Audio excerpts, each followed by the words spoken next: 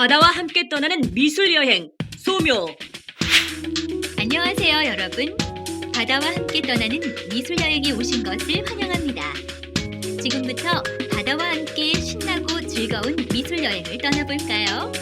자, 그럼 출발!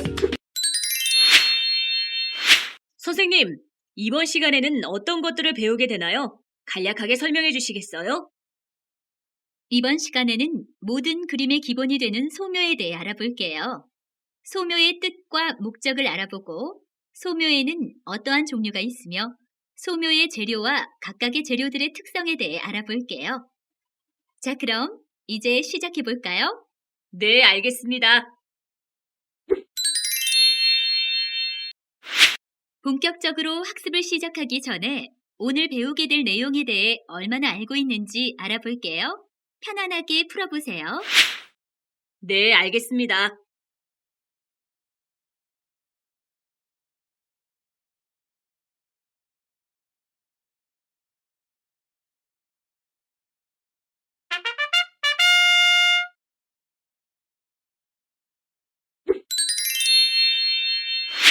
선생님, 소묘는 어떤 그림을 말하는 거예요?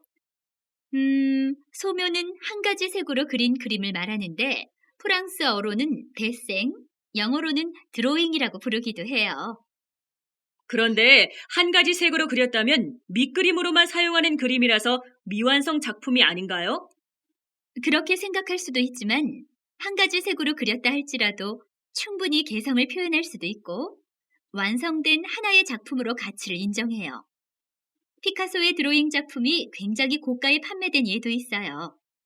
지금 보고 있는 이 사진은 서바이빙 피카소라는 영화의 한 장면이에요.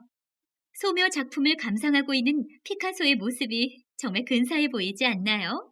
네, 정말 근사해 보이는데요. 그리고 화가로 유명한 피카소도 소묘를 하나의 완성된 작품으로 그렸다니 저의 생각이 짧았었나 봐요. 돌발 퀴즈!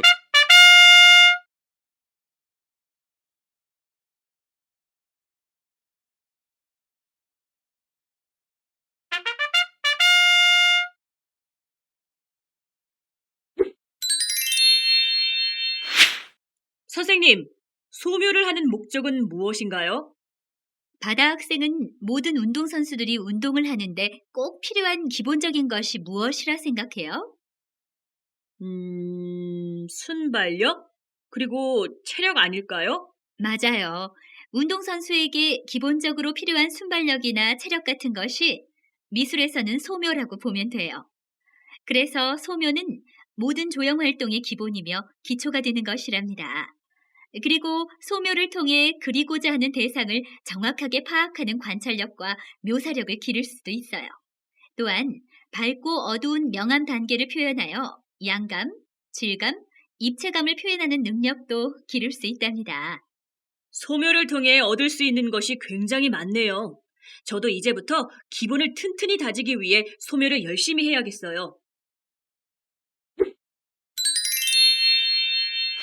선생님, 소묘의 종류에는 어떤 것들이 있나요? 소묘의 종류에는 크로키, 정밀묘사, 스케치, 데생이 있는데 크로키는 움직이는 대상을 3분에서 5분 내에 빠르게 그리는 그림을 말해요. 3분에서 5분 내에 그린다면 굉장히 빠른 시간에 그림을 그려 제대로 특징을 표현하기가 어렵겠는데요? 맞아요. 빠른 시간 내에 그리기 때문에 시간상 명암을 표현하기 어렵답니다. 그래서 크로키는 보통 간략한 선의 강약만으로 대상의 특징만을 간략하게 표현해요. 그리고 크로키가 쉬울 것 같지만 크로키를 잘하려면 오히려 많은 연습과 훈련이 필요하답니다. 선생님, 그러면 크로키와는 반대로 자세하게 그리는 것도 있겠네요? 물론이죠. 그리는 시간이 오래 걸리는 정밀묘사가 있는데 사진이라 여겨질 정도로 세밀하게 그린답니다. 지금 보고 있는 작품들을 보면 얼마나 많은 시간이 걸릴지 상상이 갈 거예요. 우와, 정말 대단하네요. 저도 저렇게 잘 그리고 싶은데 아직은 잘 안 돼요. 앞으로 많은 연습을 해야겠어요. 선생님, 그러면 이번에는 스케치와 데생에 대해서 설명해 주세요. 스케치는 수채화 등을 그릴 때 밑그림으로 많이 사용하는 그림으로 대상의 형태, 특징, 전체적인 구도 등을 간략하게 그린답니다. 그리고 대생은 일반적으로 소묘와 같은 의미이나 석고상이나 인물, 기물 등을 사실적으로 그리는 그림을 말해요. 돌발 퀴즈.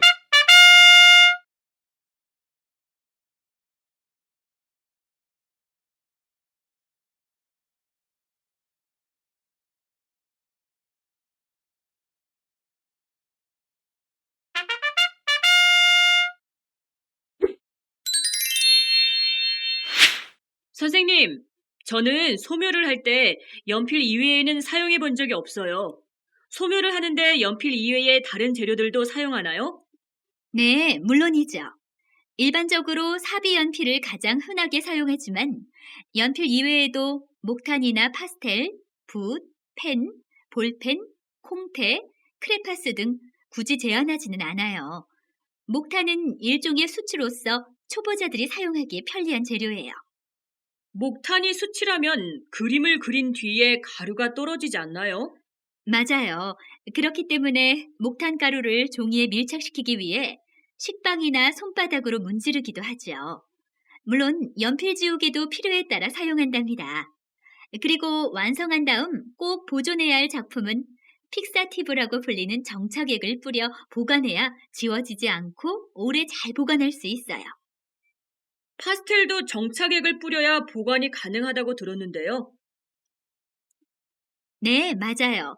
파스텔도 목탄과 마찬가지로 반드시 정착액을 뿌려주어야만 보존이 가능한 재료이죠. 그리고 콩테라는 재료가 있는데 연필과 목탄의 중간 정도이며 지우개로 잘 지워지지 않고 약간의 광택이 있어요. 선생님, 펜이나 볼펜은 지울 수가 없는데 저 같은 초보자들은 사용하기 너무 불편할 것 같아요. 그렇긴 할 거예요. 그러나 펜과 같은 재료는 날카로운 느낌이 나는 아주 매력적인 소묘의 재료이고 붓으로 잉크나 먹물을 찍어서 그릴 경우 물의 양으로 농담을 표현하여 아주 풍부한 느낌의 소묘 작품을 제작할 수 있는 장점이 있어요. 정말 다양한 재료로 소묘를 할 수 있네요. 저도 기회가 되면 연필 이외의 재료로 소묘를 해보고 싶어요. 자, 그럼 이제 지금까지 배운 내용을 잘 이해하였는지 간단한 문제를 통해 확인해 볼게요. 네, 알겠습니다. 제 실력이 어느 정도 늘었는지 제가 한번 풀어볼게요. 기대해 주세요.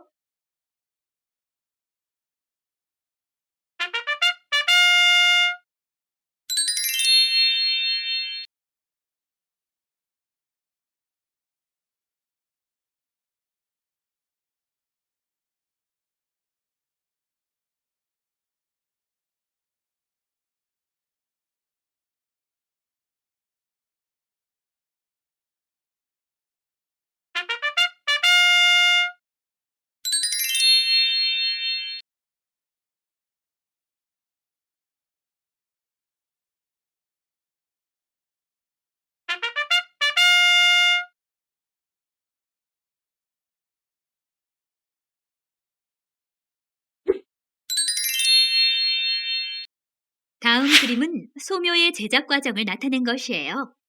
처음 단계를 보면 가로, 세로 중심선을 그려놓았죠.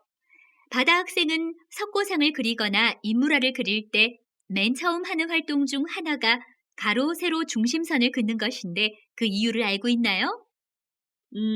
복잡한 지도를 그릴 때 방한선을 그려놓고 그리면 비율을 정확하게 그릴 수 있다고 배웠어요.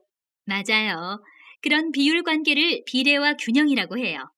그것을 바르게 잡기 위하여 가로, 세로 중심선을 긋는 것이에요. 다음 그림들은 소묘를 그리는 제작 과정들이에요. 각각의 제작 과정을 보면서 여러 가지 작품의 제작 과정을 확인해 보도록 해요. 네, 알겠습니다.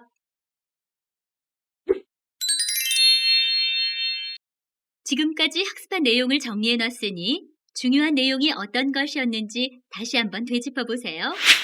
그리고 프린트 버튼을 누르면 지금까지 학습한 내용을 출력해서 볼 수도 있어요. 알겠습니다, 선생님. 너무 재미있고 유익하고 알찬 시간이었어요.